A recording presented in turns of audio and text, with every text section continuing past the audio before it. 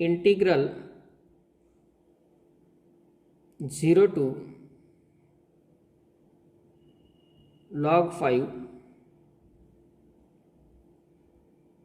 e raised to x into root of e raised to x minus 1 आणि divided by डिनॉमिनेटरला आहे e raised to x plus 3 into dx.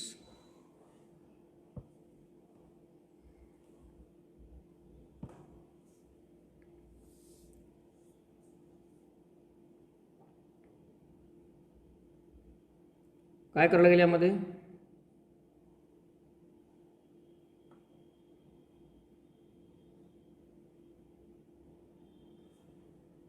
Yes,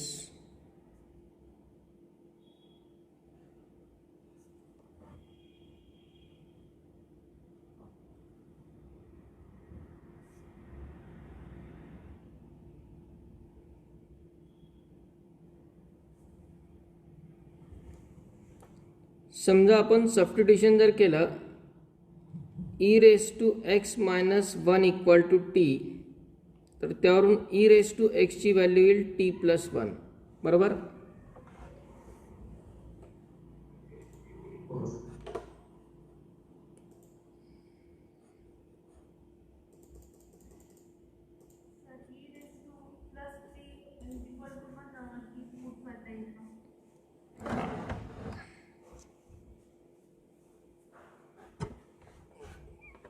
तेच महत्त्वाचं आहे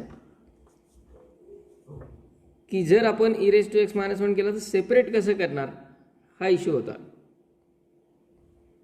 आता इथे linear term आहे, सिंगल डिग्री टर्म आहे, त्यामुळे काही प्रॉब्लेम नाही आहे तसं actually.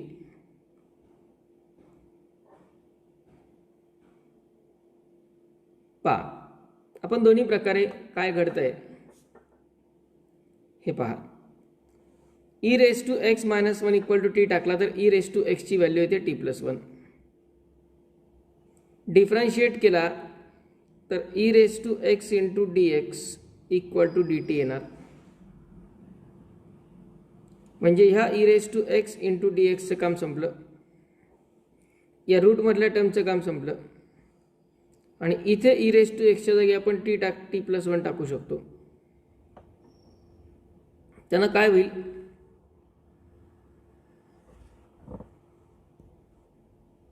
limiting values when x equal to 0 t equal to x equal to जर 0 टाकला इथे तर t ची व्हॅल्यू काय येते, e raise to 0 minus 1. e raise to 0 म्हणजे 1 मायनस 1 0 येतो. when x equal to log 5 x ची व्हॅल्यू जर log 5 टाकली, x इक्वल टू log 5 टाकला इथे, तर t इक्वल टू येईल e raise to log 5 minus 1. आता e आणि लॉगच्या प्रॉपर्टीनुसार e लॉग कॅन्सल होतील, 5 शिल्लक राहील फक्त. 5 मायनस 1 म्हणजे 4. ओके, त्यानंतर इंटिग्रल होईल 0 टू log 5 ऐवजी 0 टू 4 होणार, बरोबर? आता 0 टू 4 मध्ये व्हॅल्यूज सबस्टिट्यूट केल्या, e raise to x into dx तो तर dt होणार आहे. रूटमध्ये t येणार आणि डिनॉमिनेटरला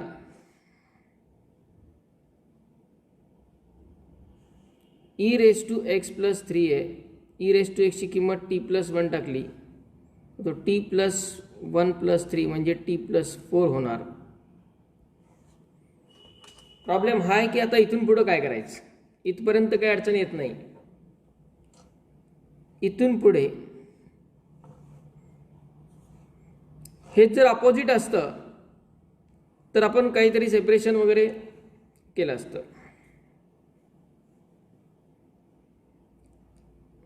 बरोबर आहे. काय पर्याय?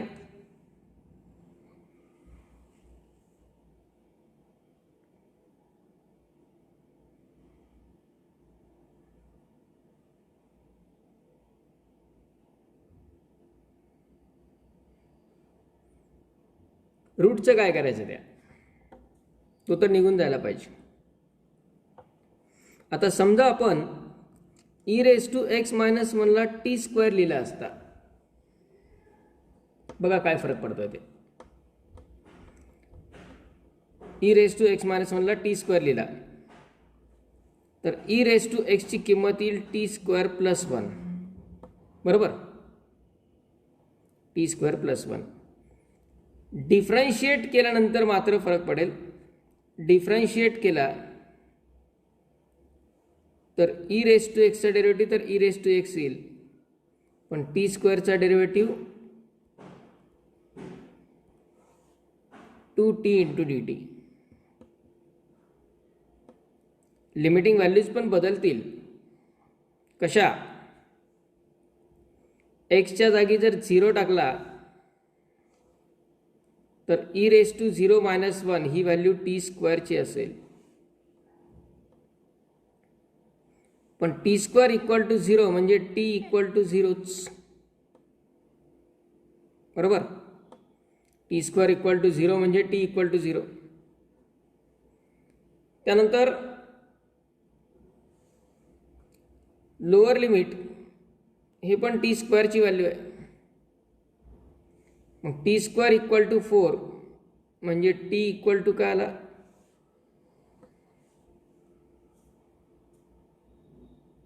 2. म्हणजे इफेक्ट काय होणार त्याचा? लिमिटिंग व्हॅल्यूज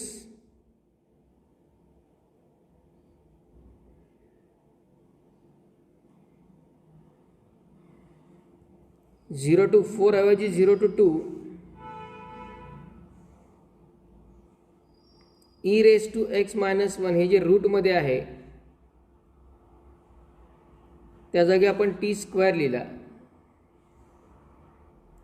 आणि डिनॉमिनेटरला e⁻x च्या जागी आपण टी स्क्वेअर प्लस 1 टाकला तर तो येईल टी स्क्वेअर प्लस 4. आणि e⁻x इंटू dx त्याची व्हॅल्यू येईल 2t into dt.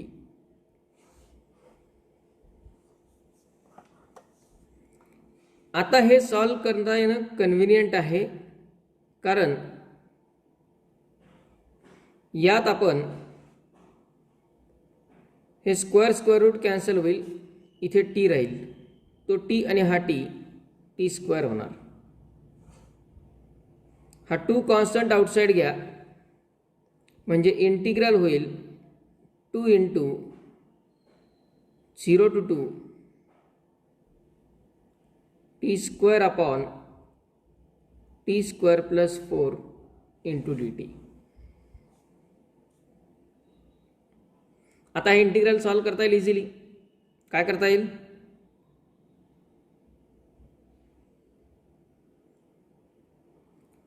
How to solve this integral?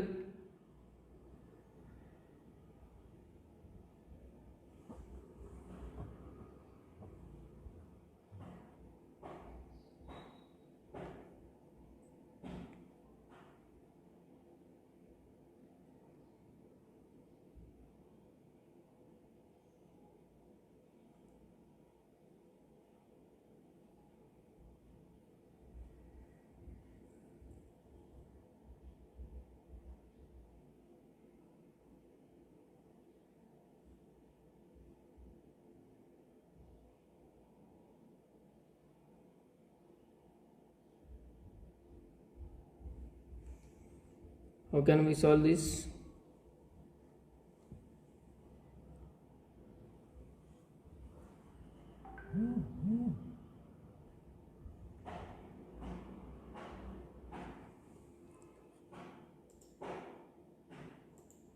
Yes,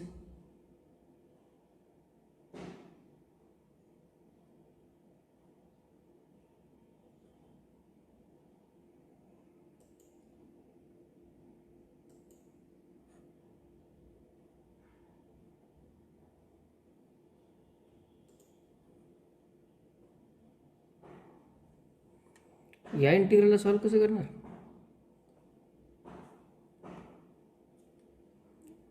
मी तर इझिली म्हटलं होतं.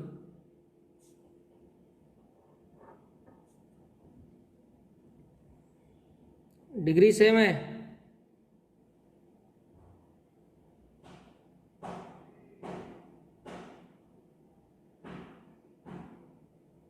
न्यूमरेटर डिनॉमिनेटरची डिग्री सेम आहे पॉलिनॉमियलची.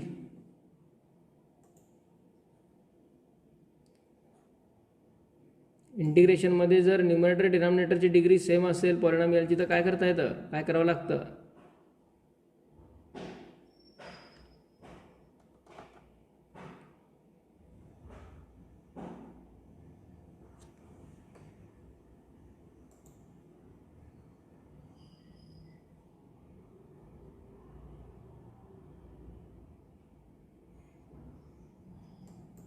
येस,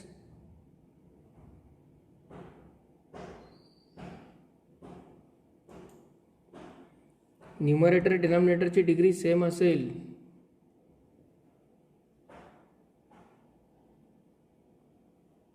तर पॉलिनॉमियल डिव्हिजन सगळ्यात बेसिक रूल इंटिग्रेशन मधला इनडेफिनाइट पासूनचा ते पॉलिनॉमियल डिव्हिजन आपण डायरेक्ट पण करू शकतो. इथे टी स्क्वेअर आहे, इथे टी स्क्वेअर आहे, फक्त 4 नाही आहे. ही टर्म न्यूमरेटरला तयार होऊ शकते.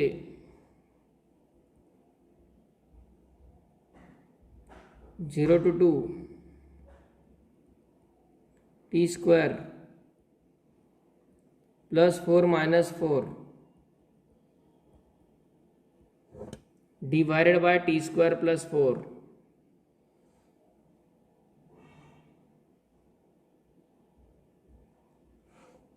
डिनॉमिनेटर सेपरेट, इंटिग्रल पण separate.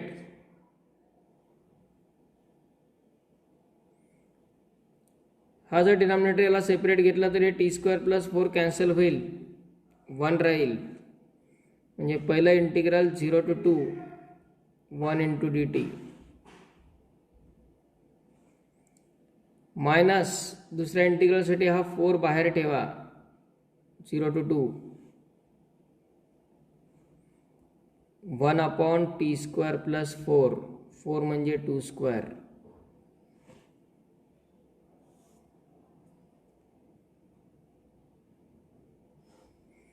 Equal to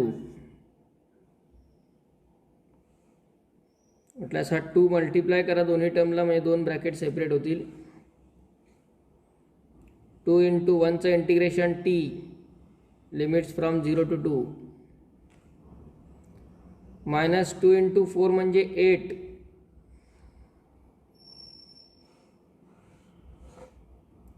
1 upon t square plus 2 square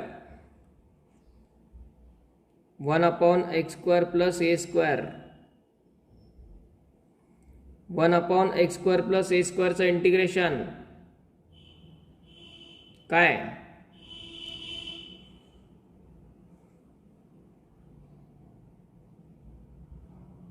one upon A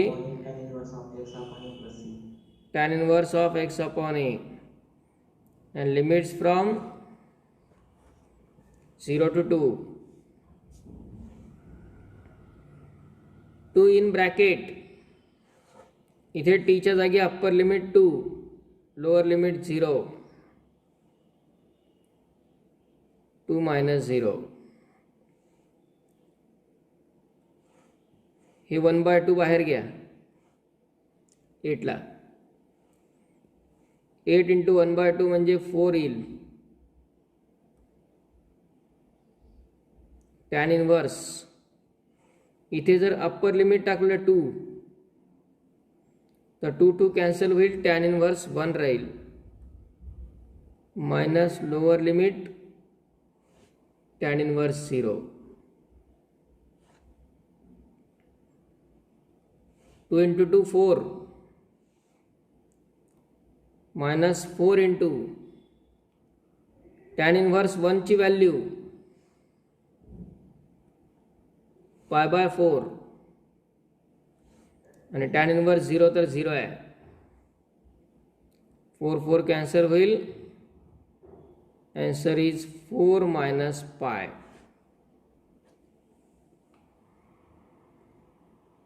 4 minus pi.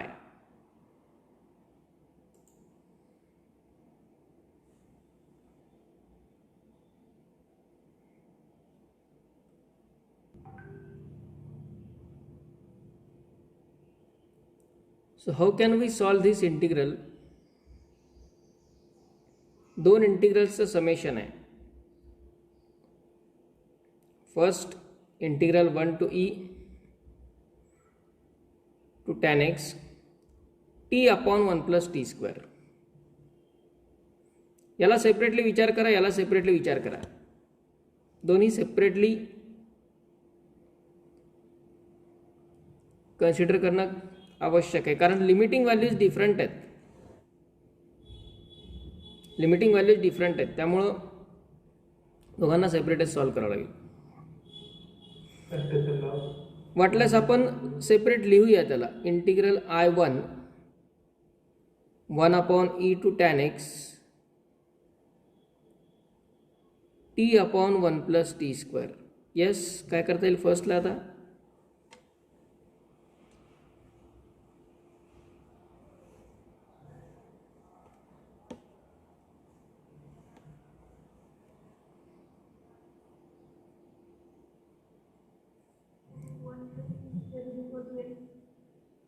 One plus t square equal to substitution. बर, पुढे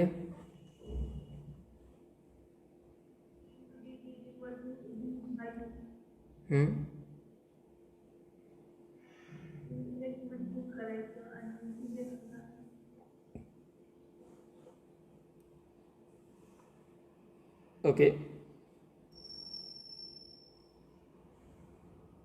सबस्टिट्यूशन करावं लागेल. 1 plus t square equal to आपल्याला एक्सचा नाही घेता येणार, कारण एक्स इथे आपल्याला ॲज ए लिमिटिंग व्हॅल्यू म्हणून दिलेला आहे तो व्हेरिएबल.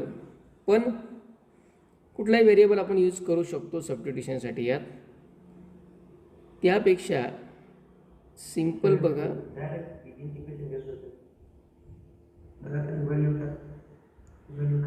2 न डिवाइड आणि मल्टिप्लाय केलं. सगळ्यात इनिशियल बेसिक टाईप इंटिग्रेशनचा 2 न डिवाइड आणि मल्टिप्लाय जर केलं, 1 plus t स्क्वेअरचा डेरिव्हेटिव्ह काय? 2t. तो तयार केला न्यूमरेटरला, आणि डिनॉमिनेटरचा डेरिव्हेटिव्ह जर न्यूमरेटरला असेल तर इंटिग्रेशन डायरेक्ट लिहिता येतं. डिनॉमिनेटरचा डेरिव्हेटिव्ह जर न्यूमरेटरला असेल तर इंटिग्रेशन डायरेक्ट लिहिता येतं. काय येतं? लॉग म्हणजेच इक्वल टू येईल 1/2 in bracket log of 1 plus t square and limiting values 1 upon e to tan x. 1 upon e to tan x. काय होईल मग? या सबस्टिट्यूशननी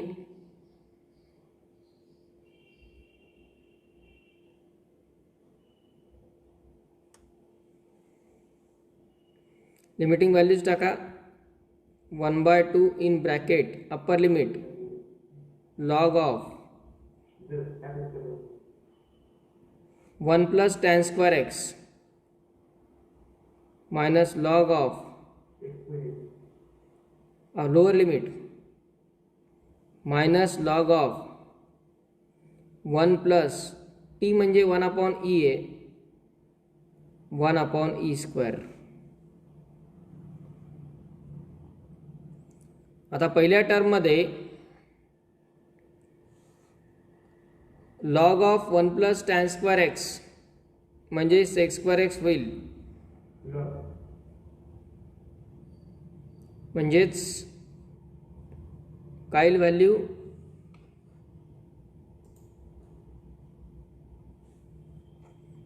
1/2 in bracket log of sec square x minus, आता इथे याचं बरंच काही सिम्प्लिफिकेशन करता येईल, पण सध्या तसंच राहू द्या.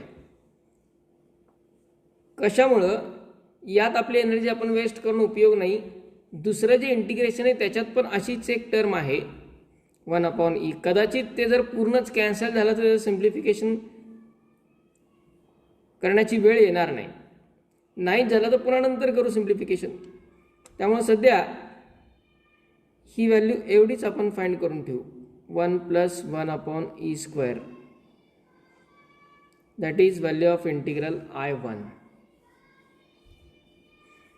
आता पुढे होईल सिम्प्लिफिकेशन, म्हणजे क्रॉस मल्टिप्लाय 1 + e² वेगळा, e²चा लॉग वेगळा, त्या लॉगच्या प्रॉपर्टी वगैरे ते येऊन जाईल त्यामध्ये. पण सध्या राहू द्या तसंच. याला आपण I1 फर्स्ट इंटिग्रलची व्हॅल्यू तयार केली. What about second one? Second integral काय,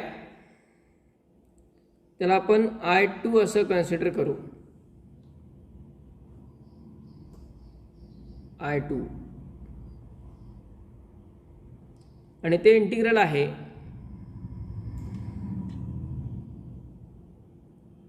1/e to cot x 1/t into 1 + t² into dt. आता हे इंटिग्रल सॉल्व कसं करायचं?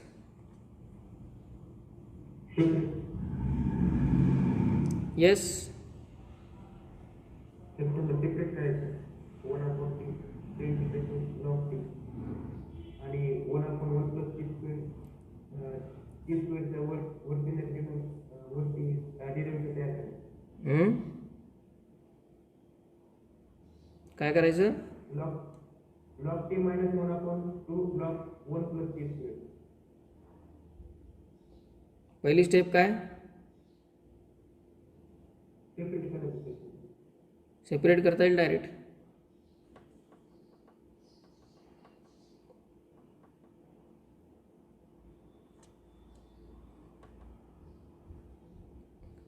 पार्शियल फ्रॅक्शन वापरता येऊ शकतं, पण पार्शियल फ्रॅक्शनमध्ये ही टर्म क्वाड्रॅटिक येते. पण सेपरेट जर करायचं आहे तर सेपरेट कसं करणार?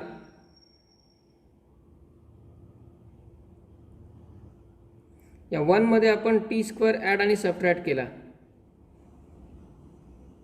तर t × 1 + t². डिनॉमिनेटरची जी टर्म आहे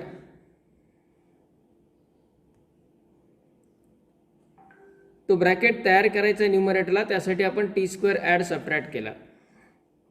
आता याच्यासाठी आणि याच्यासाठी डिनॉमिनेटर सेपरेट घ्या, म्हणजे काय येईल? Integral 1/e to cot x in bracket 1 + t² t into 1 + t² आणि minus t² t into 1 + t² into dt. Okay. आता यामध्ये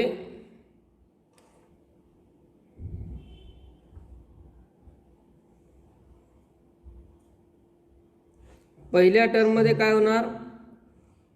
1 + t² कॅन्सल झाला, दुसऱ्या टर्ममध्ये एक t कॅन्सल झाला. म्हणजे पहिल्या टर्मचं इंटिग्रेशन येणार 1/e to cot x 1/t. ते लगेच सेपरेट घेऊन टाकलं. काय केलं? 1/t याचं इंटिग्रेशन सेपरेट घेतलं. आता दुसरं जे इंटिग्रल आहे ते पहिल्यासारखंच मिळालं आहे. सेकंड इंटिग्रल जे आहे ते पहिल्यासारखंच मिळालं आहे, फक्त लिमिटिंग व्हॅल्यू कॉट एक्स असल्यामुळं, नाहीतर त्याला मायनस पण आला होता ऑलरेडी, डायरेक्ट कॅन्सल पण झाला असता तो. पण लिमिटिंग व्हॅल्यू वेगळ्या आहेत म्हणून, जर लिमिटिंग व्हॅल्यू सेम असते तर हे पहिलं इंटिग्रल सॉल्व्ह करण्याची गरज पण पडली नसती. Okay, minus integral 1/e to cot x, शिल्लक राहिला t/1 + t² इंटू dt. पण त्याला सॉल्व्ह कसं करायचं हे आपल्याला कळलेलं आहे एकदा. आता कसं सॉल्व्ह करायचं आहे, लगेच त्याला 2 ने डिवाइड मल्टिप्लाय करून टाका.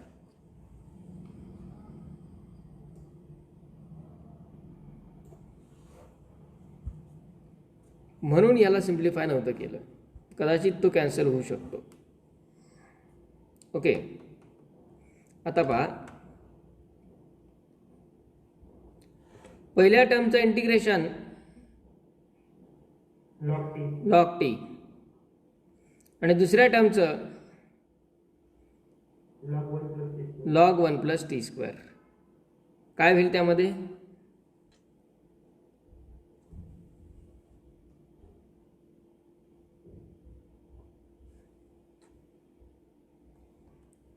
इक्वल टू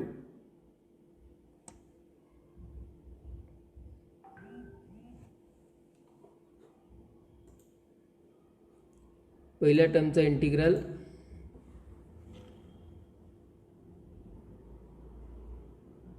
लॉग टी, त्याला लिमिट्स आहेत 1/e टू कॉट एक्स, आणि मायनस 1/2 इन ब्रॅकेट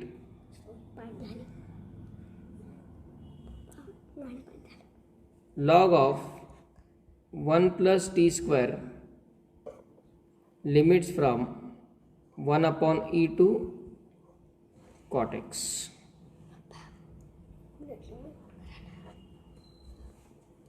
ओके, आता यामध्ये पहिल्या टर्ममध्ये लिमिटिंग व्हॅल्यू टाकल्या तर log of cot x minus log of 1/e. सिम्प्लिफिकेशनच महत्त्वाचं आहे आता. Minus 1/2 in bracket log of 1 + cot² x minus log of 1 + 1/e²,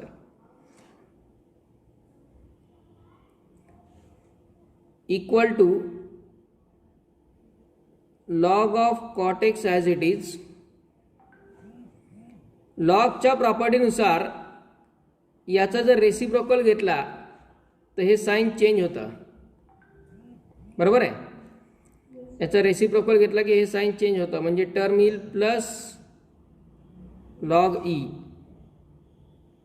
आणि log e ची व्हॅल्यू 1 असते. log e इक्वल टू 1 असतो. मायनस मल्टिप्लाय करू आपण आता. 1/2 मल्टिप्लाय होईल ब्रॅकेटला 1/2 log of 1 + cot² x म्हणजे cosec² x. 1 + cot² x म्हणजे cosec² x, minus into minus plus 1/2 log of 1 + 1/e². हा झाला I2. आता आपण याला सिम्प्लिफिकेशन करूया. नंतर आपल्याला व्हॅल्यू जी पाहिजे इंटिग्रल I म्हणजे आहे I1 + I2. मग I1 किती आलेला आहे, I1 equation 1 1/2 log of sec square x minus 1/2 log of 1 plus e square. तो 1/2 आपण लगेच मल्टिप्लाय करू ब्रॅकेटला लिहितानाच. ओके, म्हणजे काय येईल टर्म ती 1/2 log of sec square x minus 1/2 log of 1 plus 1 upon e square. He term लिहिली I1. ओके, आता I2 म्हणजे ही पूर्ण टर्म आहे. ही पूर्ण टर्म लिहित असताना plus log of cot x हा लिहिला. लॉग ई ची व्हॅल्यू आपण 1 लिहू शकतो, plus 1 minus 1/2 log of cosec square x तसाच, आणि plus 1/2 log of 1 plus 1 upon E square तसाच. पैकी minus 1/2 log of 1 plus 1 upon E square आणि ही टर्म कॅन्सल झाली.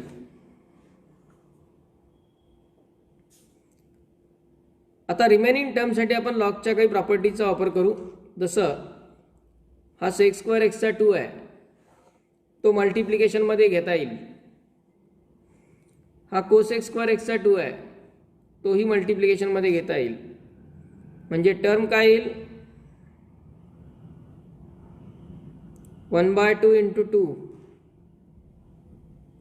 Log of sec x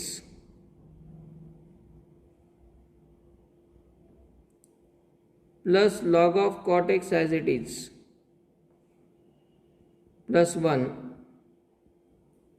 minus 1/2 into 2 हा पण 2 मल्टिप्लिकेशनमध्ये घेतला लॉग ऑफ कोसेक एक्स.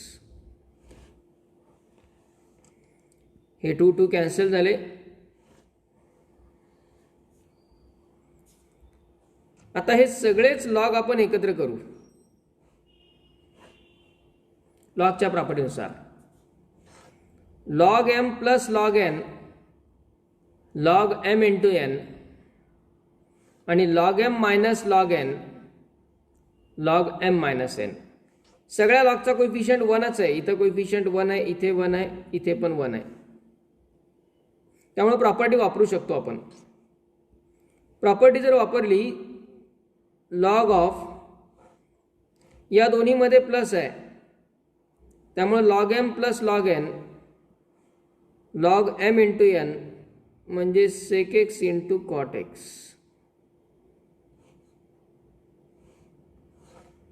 आणि मायनस असल्यामुळे इथे डिवाइड कोसेक एक्स.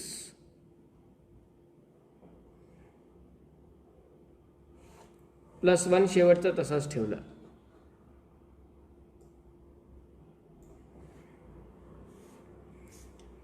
आता याला थोडंसं मॉडिफिकेशन होईल.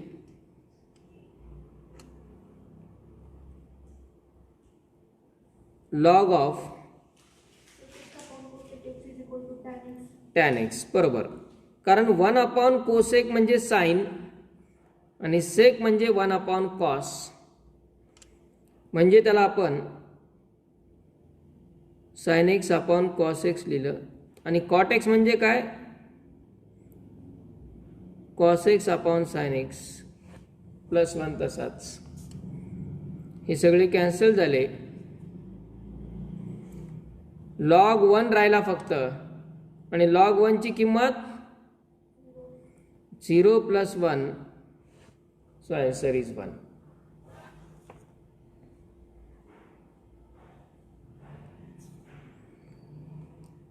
म्हणजे ॲक्च्युअल खूप बेसिक आणि सिंपल टाईप्सचे इंटिग्रेशन्स होते, पण ते कंबाईन करून त्याच्यापासून बघा कुठल्या लेवलचा प्रॉब्लेम तयार होतो जो सॉल्वेबल आहे, but it has simplification length.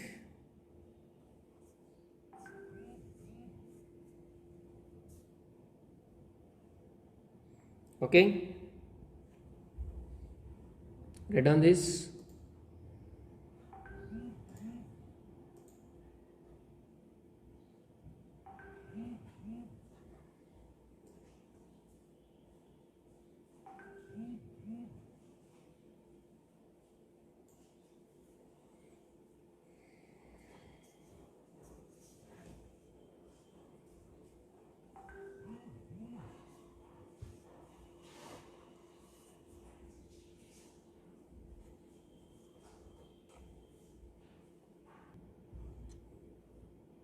Next page.